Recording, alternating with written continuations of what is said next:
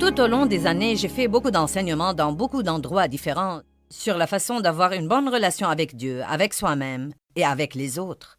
Et nous avons pris certaines des meilleures parties de ces différents enseignements et nous les avons combinés dans une seule émission pour chaque relation spécifique. Donc, quand vous finirez de la regarder, pourquoi ne pas aller à la page Facebook ou Twitter et me faire savoir quelle était votre partie préférée? Je voudrais avoir vos réactions et j'ai hâte d'écouter ce que vous pensez. Nous pourrions donc dire aujourd'hui qu'il ne s'agit que de vous. Où êtes-vous sur la liste des gens dont vous vous occupez? Êtes-vous toujours à la queue de votre liste et, à dire vrai, vous devez vous occuper de tant de personnes que lorsque vous finissez de vous en occuper, vous n'avez jamais le temps de vous occuper de vous-même? Est-ce que vous dites des choses comme « Quand est-ce que quelqu'un va faire quelque chose pour moi ?» Ou des choses comme « Je fais tout le travail par ici et personne ne m'apprécie. » J'ai beaucoup de hochements de tête là-bas. Si vous ne vous occupez pas de vous-même, vous arriverez au point où vous ne pourrez pas vous occuper des autres non plus. Vous arriverez au point où soit vous ne pourrez pas le faire physiquement, vous ne pourrez pas le faire mentalement, vous ne pourrez pas le faire émotionnellement, soit vous le ferez mais avec une attitude si mauvaise que tout le monde regrettera que vous l'ayez fait. Ce n'est pas égoïste de s'occuper de soi-même. C'est sage. Je crois que Dieu nous donne la responsabilité dans 3 relations. Et la Bible est une affaire de relations. Elle parle de notre relation avec Dieu, de notre relation avec les autres, mais plus important encore, de notre relation avec nous-mêmes. Si vous ne vous aimez pas, il vous sera impossible d'aimer quelqu'un d'autre. Ce n'est vraiment pas possible. Vous savez pourquoi? Parce que vous ne pouvez pas donner ce que vous n'avez pas. Si vous n'avez ni amour, ni estime pour vous-même, si vous ne vous appréciez pas vous-même, comment allez-vous apprécier les autres? Si vous ne vous respectez pas, comment allez-vous respecter quelqu'un d'autre? Il m'est impossible de donner ce que je n'ai pas. J'ai un verre d'eau là, donc si vous dites « donne-moi de l'eau », je pourrais faire ça. Mais si mon verre était vide, aussi longtemps que vous criez pour que je vous donne de l'eau, je ne pourrais pas vous donner ce que je n'ai pas. Et j'ai essayé pendant des années d'être une personne aimable et je ne savais pas quel était mon problème parce que je voulais sincèrement obéir à la Bible qui dit d'aimer les autres et je continuais à échouer et à échouer et à échouer et je me suis finalement rendu compte que je ne m'aimais pas. Je n'étais pas miséricordieuse avec les autres. J'étais dure et insensible et critique et imbue de moi-même. Je ne pouvais pas être miséricordieuse parce que je n'avais pas encore reçu la miséricorde de Dieu pour moi. J'étais trop dure pour moi-même. Si vous êtes trop dur pour vous-même, vous serez trop dur pour les autres. Si vous exigez la perfection de vous-même, vous exigerez la perfection de tous les autres. Donc, si vous n'avez jamais fait ça, vous devez faire une pause dans votre vie surchargée et vous devez découvrir le fin fond de votre relation avec vous-même. Est-ce que vous vous plaisez? Vous vous aimez? Vous vous appréciez? Vous vous respectez? Est-ce que vous faites des choses pour vous-même? Est-ce que vous répondez à vos besoins légitimes sans culpabiliser? Parfois, si nous faisons quelque chose pour nous-mêmes, il y a ce petit démon qui traîne dans notre espace et nous oblige à culpabiliser pour l'avoir fait. Eh bien, tu aurais pu donner cet argent, tu n'avais pas besoin d'une autre paire de boucles d'oreilles, tu aurais pu faire ceci, tu aurais pu faire cela. Pourquoi tu es allongé pour regarder ce film? Il y a toujours du travail à faire. Allez, n'est-ce pas que je dis la vérité?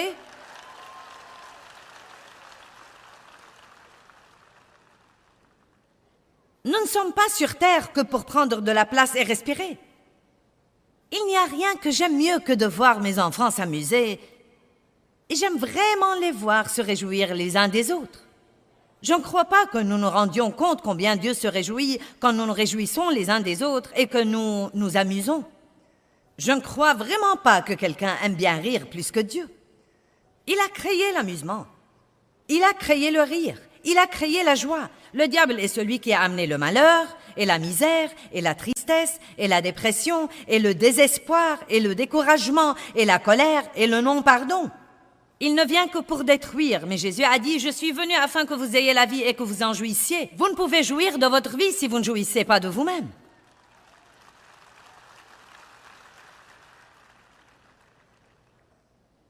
Combien d'entre vous ici ce soir ne s'estiment pas comme il faut?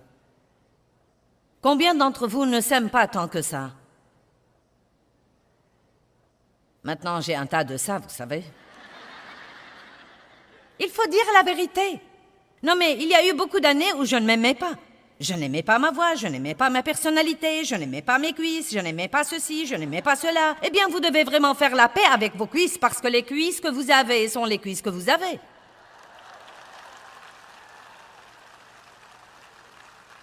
Prenez ce que vous avez et faites de votre mieux avec ça. Si vous pouvez, améliorez-le. Mais si vous êtes coincé avec ça, apprenez à l'aimer.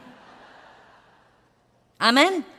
Ça ne vous servira à rien de regarder les autres personnes. « Oh, si seulement j'étais comme toi, si j'avais tes cheveux, si seulement je pouvais chanter comme ça. » Vous n'avez pas ça. Point final. Ça ne va pas arriver. Apprenez à vous aimer.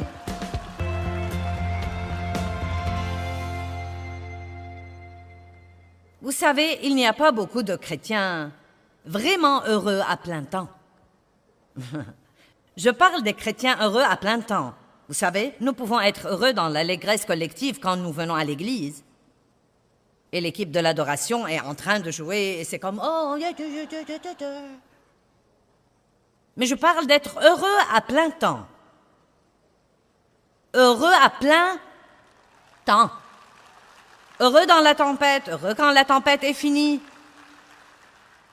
Les gens pensent, je ne peux pas être heureux si je ne me marie pas. Ensuite, ils se marient et ils pensent, je ne peux pas être heureux si je dois supporter ça toute ma vie.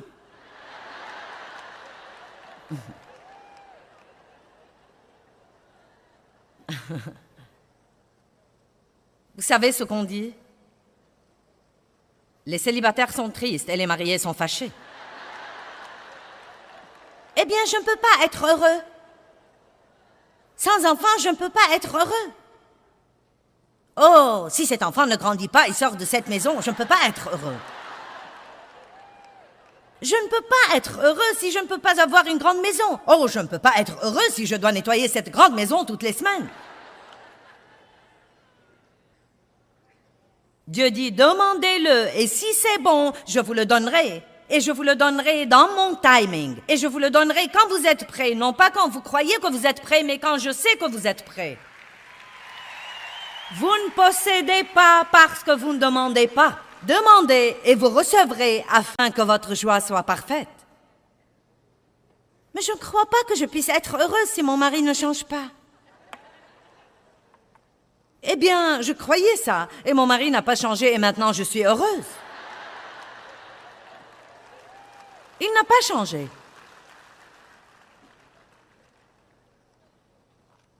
Non, mais il n'y avait pas grand-chose qui n'allait pas chez lui. C'était moi qui avais le problème et je croyais qu'il devait changer pour que je puisse être heureuse. Et quand j'ai finalement découvert que je devais prendre la responsabilité de ma propre joie et arrêter d'essayer de donner à quelqu'un d'autre la tâche de me faire plaisir, une des raisons pour lesquelles j'étais malheureuse et que j'étais résolue à être le genre de personne que Dieu voulait que je sois, mais j'essayais en réalité de faire ça toute seule. Je ne connaissais pas, vous ne possédez pas parce que vous ne demandez pas. Maintenant, s'il y a quelque chose qui se passe en moi, qui doit être changé, je demande simplement à Dieu de me changer. Je ne lutte pas avec ça. J'étudie la parole et je demande à Dieu de me changer. Je n'essaie pas de me changer et essaye de me changer et essaye de me changer et essaye de me changer. Je n'ai pas le temps de faire la danse pour amener tout le monde à m'aimer. J'ai essayé ça dans les quelques premières années et ça tue. Donc, j'ai finalement décidé, Dieu, il va falloir que tu les amènes à m'aimer parce que c'est ce que je suis, c'est fini. Et je ne peux pas essayer de faire les choses d'une façon pour vous et d'une autre façon pour vous et d'une autre façon pour vous. Donc, je crois que Dieu me donne la grâce. Priez pour des portes ouvertes. Priez Dieu d'ouvrir des portes que vous ne pouvez pas ouvrir et de fermer des portes qui doivent être fermées et que vous n'êtes pas prêt à fermer. Vous m'avez entendu? Ne priez pas Dieu juste d'ouvrir des portes, priez-le de fermer des portes dans votre vie qui doivent être fermées. Commencez à être honnête avec Dieu. Commencez à être responsable devant quelqu'un et confessez des choses et demandez la prière. Ouh! Vous allez exaspérer le diable quand vous faites ça, parce qu'il veut que vous mettiez un masque artificiel sur votre visage. Le Seigneur soit loué. Alors que dedans de vous, vous êtes presque détruit. C'est incroyable ce que nous faisons quand nous cachons des trucs. Ne jouez pas au plus fin les uns avec les autres. Vous n'êtes pas obligé d'être parfait toute la semaine. Comment a été ta journée hier? Eh bien, j'ai mal agi toute la journée hier. Vraiment mal. Mais je suis content que Dieu soit miséricordieux et qu'il soit prêt à me pardonner. Je lui en ai parlé. Il m'a pardonné. Et vous pouvez prier pour moi aussi, car j'ai besoin de toute aide. Amen. Et non pas, comment étais-tu hier? Très bien. Amen.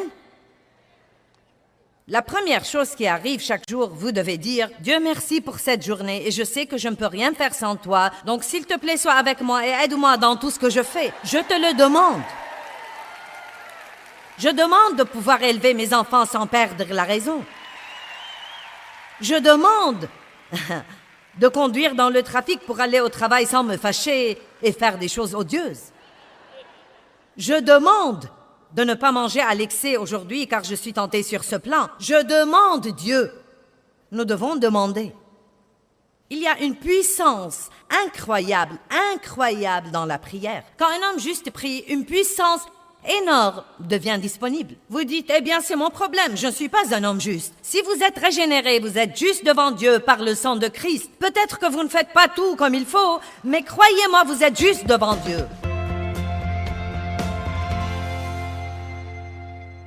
Combien d'entre vous culpabilisent dans votre vie et c'est un lourd fardeau et vous en avez par-dessus la tête et vous voulez apprendre à vous en libérer? Eh bien, j'avais un problème énorme, terrible avec la culpabilité dans ma vie.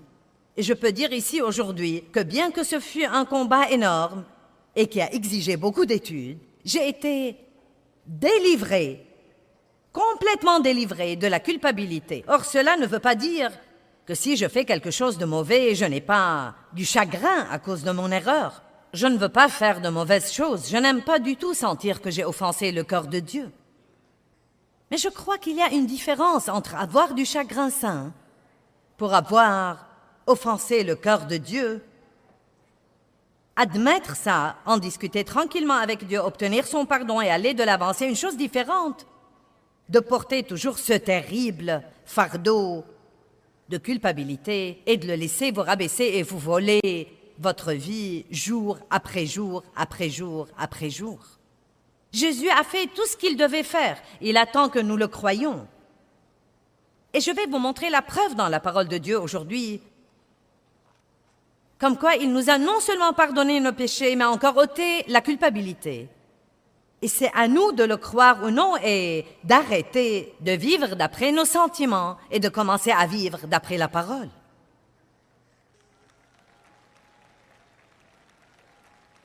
Quand j'ai finalement vu comment Satan m'avait volé par la culpabilité, qui en était vraiment une fausse, parce que je m'étais repentie, j'avais demandé à Dieu de me pardonner, et j'avais même cru qu'il m'avait pardonné. Et pourtant, je me sentais toujours coupable et mauvaise, et je portais ce fardeau sur mon dos partout où que j'aille. Je ne me sentais pas bien si je ne me sentais pas mal. J'ai presque commencé à penser que c'était la façon religieuse de se sentir comme un vieux ver et quelqu'un qui ne peut jamais faire ce qu'il faut et plaire à Dieu. J'ai beaucoup souffert à cause de la culpabilité. Oh, c'était horrible.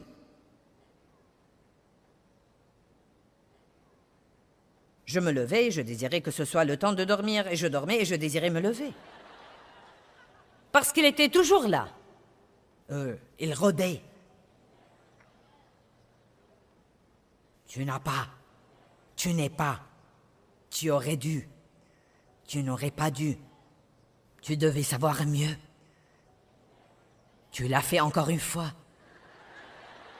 Tu ne seras jamais gentil. Pour qui te prends-tu pour prêcher les autres?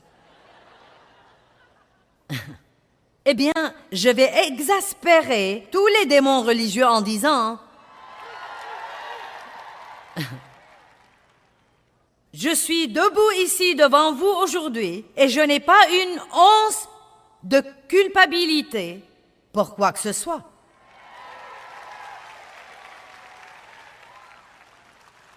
je n'en ai aucune. Vous dites, tu ne fais jamais ce qu'il ne faut pas. Aussi. Oh, si. Si. Non, mais si je pense une pensée égoïste, c'est mauvais. Si je pense une pensée critique au sujet de quelqu'un d'autre, c'est mauvais. On ne fait pas toujours ce qu'il faut. Et tout ce que Dieu veut que vous fassiez, c'est de dire « Tu as raison, Dieu, et j'ai tort, et je suis désolé, et j'ai besoin non seulement de ton pardon, mais encore de ton aide pour ne pas répéter. » Et ensuite, immédiatement, non seulement comme un service à vous-même, mais encore comme un service à Dieu, vous vous en détournez et vous passez à la chose suivante que Dieu vous réserve. Vous ne la traînez pas avec vous, et vous faites ensuite une autre erreur, et vous la traînez avec vous, et vous faites une autre erreur, et vous la traînez avec vous. Certains d'entre vous se sentent toujours coupables pour des choses d'il y a 30 ans, et 20 ans, et 15 ans, et 10 ans, et 5 ans, et une semaine, et hier, et ce matin. Allez, la Bible nous enseigne que Jésus-Christ est notre remplaçant, et que nous sommes cohéritiers avec lui, et que tout ce qu'il a souffert pour triompher, toute victoire qu'il a remportée pour nous, quand il a pris le péché à la croix et est mort là avec ça, à ce moment-là, le péché a perdu sa puissance sur quiconque croirait vraiment en Jésus-Christ, car ce que Dieu a vu ce jour-là sur la croix, en Christ, il a vu chaque personne qui croirait en son Fils unique, Jésus-Christ, et se fierait à lui pour son salut. Spirituellement, nous étions en lui quand il est mort. Nous étions en lui quand il a ressuscité des morts. D'après la Bible, nous sommes assis en ce moment dans les lieux célestes en Jésus-Christ. Bien que nous soyons debout ici en ce moment, nous sommes encore en lui. Et si vous ne savez pas qui vous êtes en Christ, vous ne comprendrez jamais ceci. Ce n'est pas « j'espère, il se peut », c'est un fait. Donc, c'est quelque chose d'ici, du côté du ciel, qui est tout à fait accompli. C'est déjà fait. C'est accompli. Votre nom est là. Votre demeure est déjà bâtie. Amen. Et tous ces bons trucs. Donc, nous nous détournons du péché ici. Je suis mort au péché. Je vis pour Christ. Je suis mort au péché. Je vis pour Christ. Hop. Minute. Il n'y a aucune condamnation pour ceux qui sont en Christ. Je suis désolé, je me suis repenti, je suis pardonné. Tu n'as rien à voir avec moi, diable. Je vais continuer à faire des progrès, à marcher vers ma relation avec Dieu. Mais ce qui arrive normalement, c'est que les gens sont coincés quelque part. Et ils arrêtent de grandir. Et ils n'ont jamais la joie que Jésus veut qu'ils aient pendant qu'ils sont ici. Celui qui n'a point connu le péché est devenu péché. Il a pris notre péché. Et puisqu'il l'a pris et l'a payé, nous ne devons pas le garder et le payer. Non seulement les péchés que nous avons commis avant de demander à Christ de venir dans notre vie, mais tous les péchés que nous commettrons tant que nous sommes vivants sur terre. Tous les péchés ont été traités sur la croix. Tous les péchés. Bien, maintenant le verset 10 est une grande chose ici. Versets 10 et 11. Car il est mort, et c'est pour le péché qu'il est mort, mettant fin à sa relation avec lui une fois pour toutes, et la vie qu'il vit, et c'est pour Dieu qu'il vit, en communion ininterrompue avec lui. Maintenant voilà. Le moyen d'avoir la victoire sur le péché, c'est de vivre dans une communion ininterrompue avec Dieu. Arrêtez de vivre sous la loi et d'avoir toutes vos listes de tout ce que vous devez faire ou ne pas faire de peur de fâcher Dieu. Laissez le côté légal. Mettez-le de côté et comprenez que Jésus a gardé la loi, il a accompli la loi, il a écrit la loi dans vos cœurs, et plus vous communiez avec lui, plus vous êtes proche de Dieu, plus vous saurez ce qu'il faut et ce qu'il ne faut pas, et plus vous êtes proche de Dieu, plus vous aurez la force de faire ce qu'il faut et de dire non à ce qu'il ne faut pas.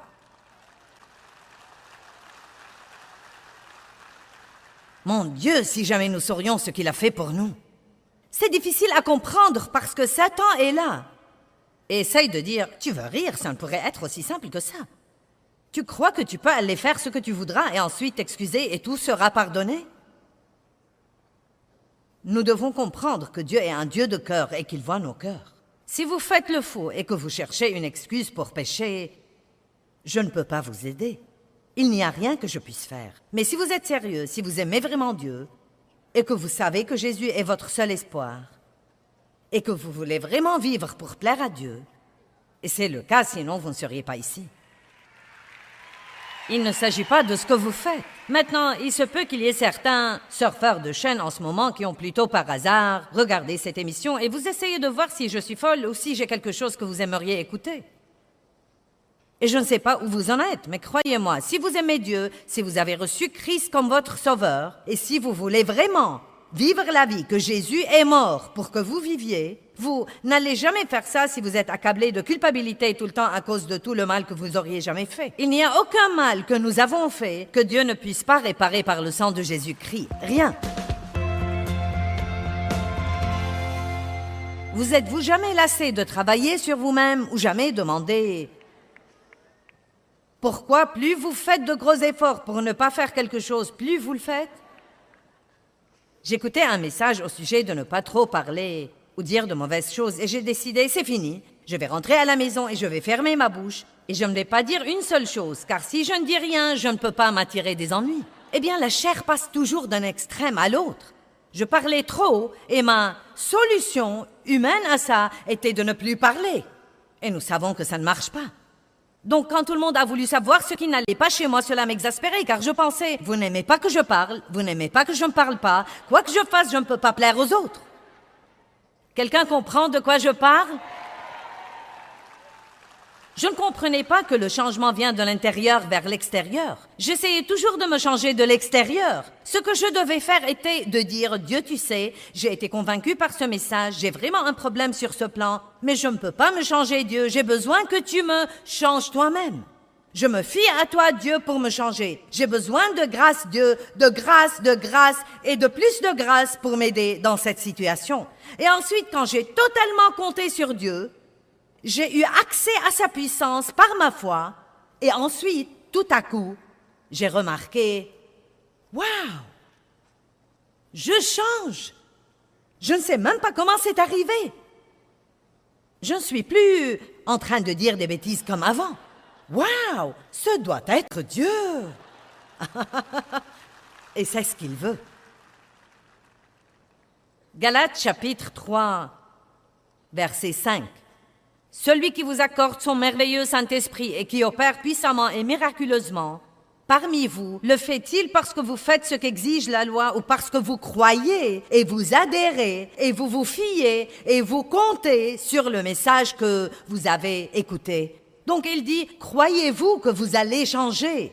À cause de vos luttes et de vos efforts? Non, la seule façon de changer, c'est de compter complètement sur Dieu. J'espère que chaque message que je prêche ce week-end vous convainc vraiment, vous convainc.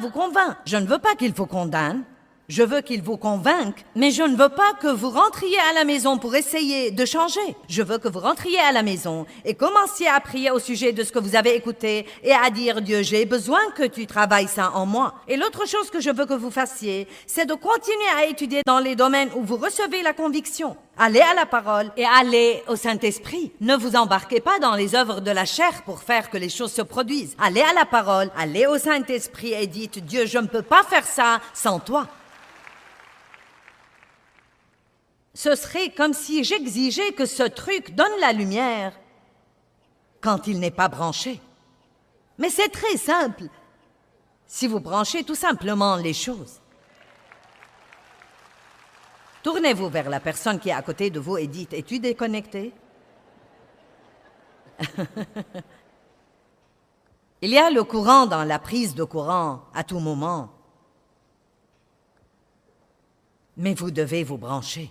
Comment est-ce que vous vous branchez? Dieu, j'ai besoin de toi, je ne suis rien sans toi, je me fie à toi, je m'appuie sur toi, je compte sur toi. Mon Dieu, combien d'années ai-je essayé de changer mon mari? Avez-vous une idée du travail futile que c'est que d'essayer de changer votre époux?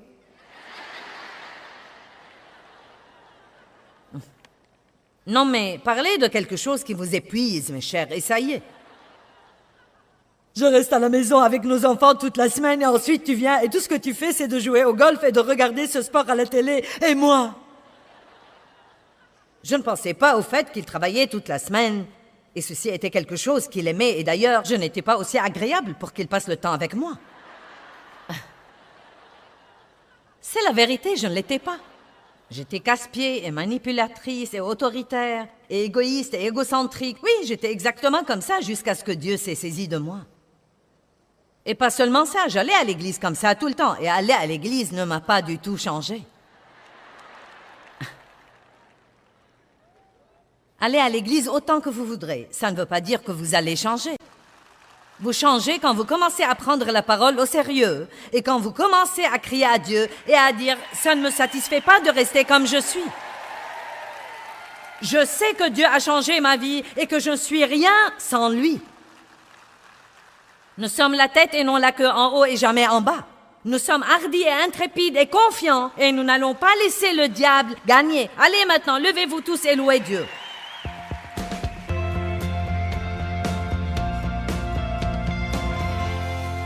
L'un des désirs les plus profonds du cœur de Dieu, c'est d'avoir une relation profonde, intime, personnelle avec vous. Oui, j'ai dit avec vous. Et je ne parle pas juste à un groupe de gens ici, je vous parle à vous.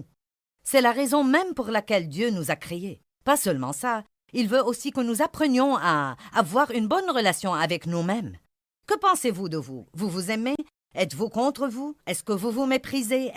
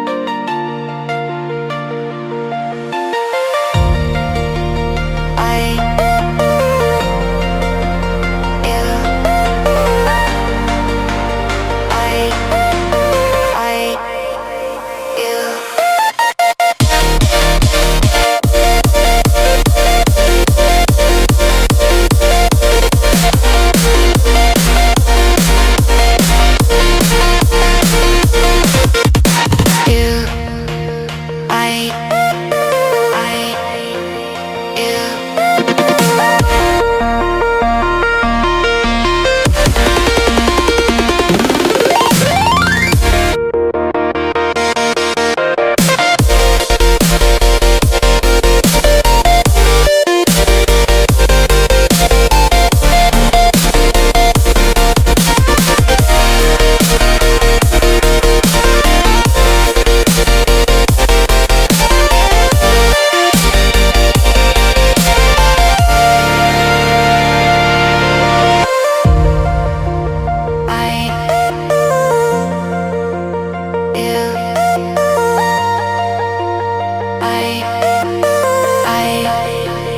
you.